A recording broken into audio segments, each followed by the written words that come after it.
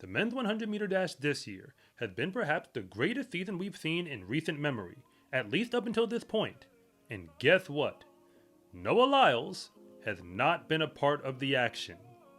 I'm not making this up. We are now well into the month of June, and he has yet to race in either the 100 or the 200 Open.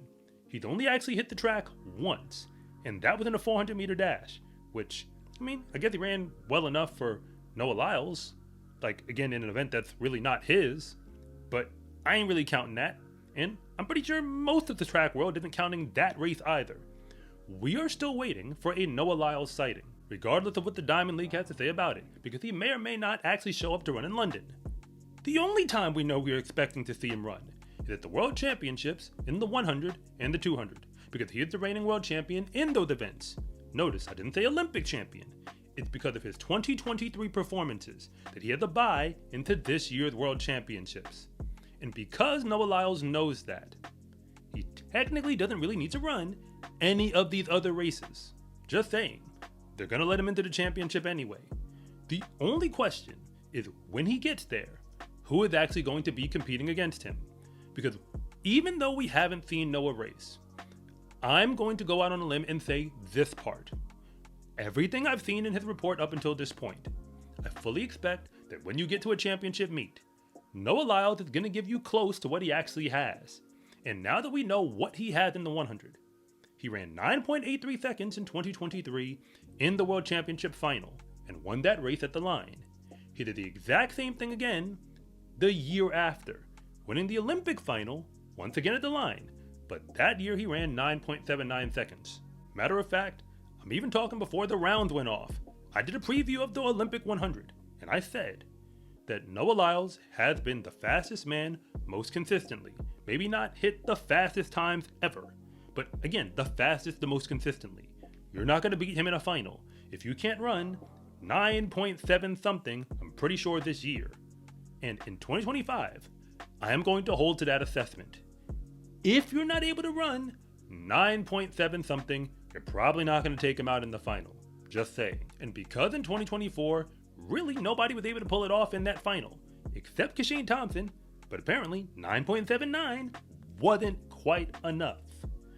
We should be able to figure out now who the legitimate contenders are in the 100, because everybody else on the world stage who wants to be there at the World Championships has had to run by now, and they have run multiple races for the most part.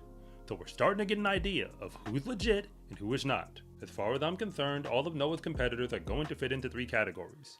First, you have the contenders, the guys who are very legitimate threats and have already proven it, and I'll explain why. Then you have the challengers, the ones for whom there's a world in which they could threaten Noah. But then again, I said a world. That world may not be the one we're living in right now. And lastly, you have the pretenders. I'm not really going to give you a long list of the pretenders because, well, that's exactly who they are, the pretenders. They ain't going to do much, at least not in the world final. And if they do, they can prove me wrong, but I doubt it. So let's have a very real conversation about the men's 100 meter dash, specifically when it comes to Noah Lyles' bid to defend as a world champion. Because he calls himself the world's fastest man for a reason. Because regardless of what the clock has to say, when he shows up in championships, for the last 2 years now, he's figured out how to be the man in front when it was all done. But I'm pretty sure doing it this year is going to be harder than all the rest of them. Because like I said before, the man has a whole bunch of competition that is gunning for him. When it comes to the tier 1 contenders, I was very discriminating about how you get onto this list.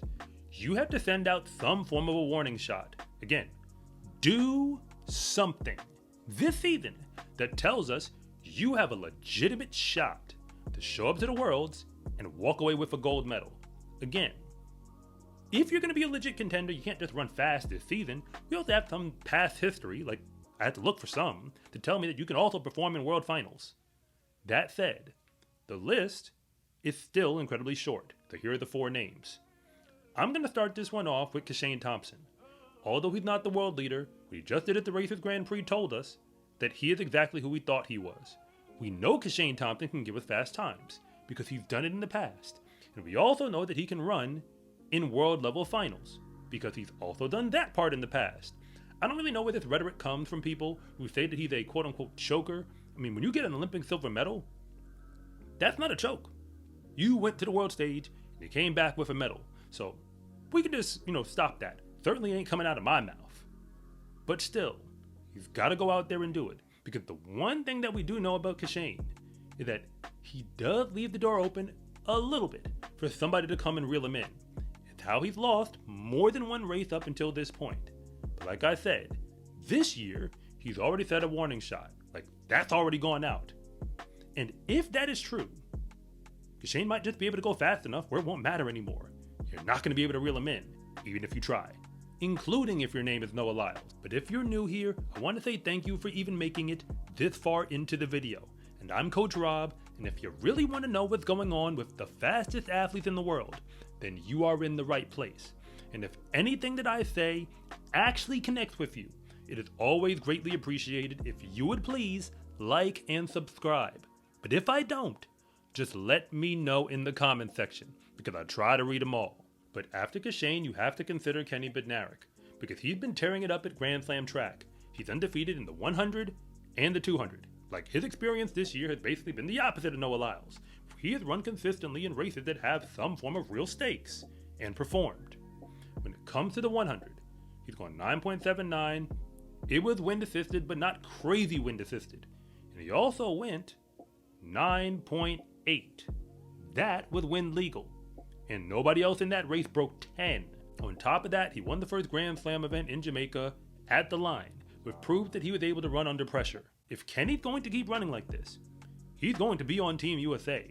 The only real question is, what is he going to do in the final at the Worlds? Because he was there in the Olympic final last year, if you were paying attention. But there's another American on this list whom a lot of people didn't expect to see when the season started. But that was then, and this is now.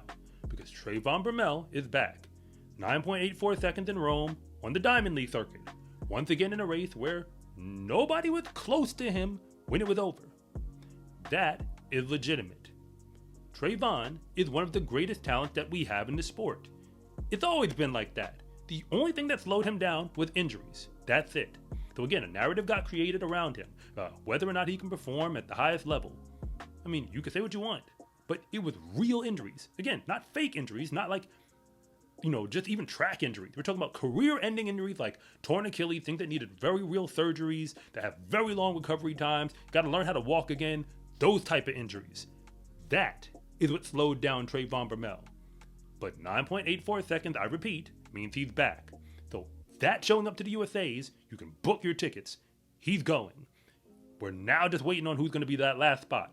And obviously those guys aren't going to be in this tier. But the one more man who is Akani Simbine of South Africa. He's going to be at the Worlds. We already know that, representing South Africa. But he was tearing it up on the Diamond League circuit and winning professional races on the first half of the year.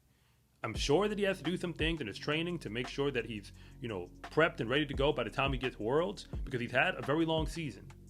And to some degree, everybody did who decided to actually go out there and run. But he has run confidently enough. I mean, he beat Kishane Thompson on the Diamond League. That's a big deal. And reeled him in at the line, which almost nobody can actually do. So Akani's going to be there in a world final, in all likelihood once again, because that's what he's been doing for the better part of the past decade. We just don't know if this year he's going to win it all, or for that matter, get a medal. But we know that he has the talent to do it. Once you move on to Tier 2, the stories get a whole lot more interesting, because the first 4 guys gave us warning shots. And I'm not saying that we don't have evidence to go off of for the next group. But the evidence is, well, I guess you could say interesting or controversial, depending on how you look at it. So, I'm just going to go with the biggest elephant in the room right out the gate. The first is Fred Kerley, because he hasn't really run all that well if you're just looking at the results. I mean, he has broken 10, he did that. He ran a windy 9.8 this year also, but on the Diamond League circuit, he hasn't necessarily been all the way in the front of the race. But he's Fred Kerley, so generally speaking, he figured it out. He gets on the team just like he did last year, though it's kind of hard to pick against him. But like I said, as far as I can tell, there's only one spot remaining. So that means we're betting on him getting that spot. And the other elephant in the room, walked in the room this year, is Jordan Anthony. So I am now going to address it, because if you haven't been paying attention to the Americans on the NCAA circuit, Jordan Anthony this year is the fastest man in college. He won an NCAA indoor championship in the 60, is the fastest man in the 100 under all conditions, ran 9.75 seconds with a plus 2-point wind, which was a very unique race because everybody ran a PR. I'm sorry, I gotta say that part. Everybody in that race ran an all-condition PR. They all did. And I mean, these were pretty legitimate PRs. But the time is on the boards. He won the SEC championship, though, in the 100. Like, he's been consistently winning in college. It just is what it is. So even though he's going to run the NCAAs this weekend, win, lose, or draw, people have started throwing his name in the hat as far as somebody who's going to make Team USA and go to the Worlds. I'm going to remind the world, like everybody else, Jordan Anthony plays football in college. And we are talking about an NIL college football world where they pay these men. So if that's the case, sorry to tell you, track and field money and big time football money ain't the same thing. Though I highly doubt that Jordan Anthony is going to even be at the USA meet, because if I were him, I'd be prepping for a college football season that you get compensated to play in, just saying. But if he did show up to the USA, yes. I mean, if he shows up running like this, he does have a shot to make the team. A pretty good shot, might I add. I just don't expect it to actually happen, for all the reasons I just mentioned. So I'll believe it when I see it. But until then, I'm not counting Jordan Anthony in my list going forward. I have no reason to. As far as the Americans go, I could rattle off a whole bunch of other tier 2 names, but most of them do kind of feel like a stretch. Christian Coleman is the former world champion who has been running like that specifically in 2025. But he is Christian Coleman, so I'm just going to wait to see if he does something supernova because he has the talent to do it. And then you could just talk about Courtney Lindsey or Brandon Hicklin or even Christian Miller, all of which have made it to USA Finals. But to make the team, like I said, there's likely only going to be one spot available this year. And you really think all these men, like all of them, have a real shot to beat out Fred Kerley when he finally gets in his, like, Team USA final form? Or even Christian Coleman, who I expect to show up and still do something? Like, hey, it could happen, but I doubt it. And as far as the men from the rest of the world, whom you just can't ignore, Oblique Seville, Jarnell Hughes, even Letsile Taboho, and perhaps even I guess I have to be honest, to a lesser degree Akeem Blake. All of them, if healthy, because injuries have been an issue for some of the men on that list. Ultimately, they all have world-level medals in the past, or made finals consistently in the past, or in Akeem Blake's case, is a Diamond League champion, if you actually care about that part. So, you can't count them out when we look forward to Worlds. Again, I want to see everybody healthy, running at their best. But to beat Noah Lyles, which is the conversation we're having, those men are going to have to figure out how to give you 9-7 something. That's what history is telling us. Anybody else whose name I did not say, I'm sorry, I'm going to put them in the pretender pile for now. Not with the contenders, not with the challengers, putting them with the pretenders. I mean, yes, I might have missed a name, but I said what I said. Because when you look at the actual leaderboards from times that we have on the board, that's the key. Real times that we actually have.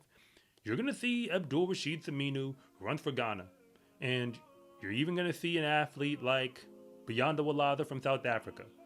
But I have no confidence that either of them are going to be real threats to make the 100-meter final at the Worlds. I mean, the way their seasons have gone, you know, the inexperience. I mean, Rashid is a little older.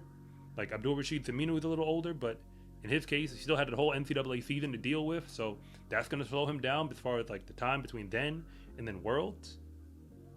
But still, there's other names you could throw out, and you can let me know in the comments if I'm missing somebody. But beating Noah Lyles, like I said, is still incredibly hard to do. You don't have to like him, but the facts are the facts. Noah Lyles is a problem when he gets into these races. He knows how to run rounds. And when it comes to championships, you really have to ask the question, which of these is scarier? Because one option is for you to have Usain Bolt running away from you while you're doing everything that you possibly can in a 100-meter final. But the other choice is for Noah Lyles to sneak past you at the line. Like, you thought you was going to win until you got to the line. But you were still doing the exact same thing, giving everything you possibly could. That is what we're up against when we look at the 2025 World Championship 100. Because it's still Noah Lyles' race to lose until the gun actually goes off. But if the first half of this season is any indication, him going out there to win this championship it's going to be even harder than anything he's ever done up until now.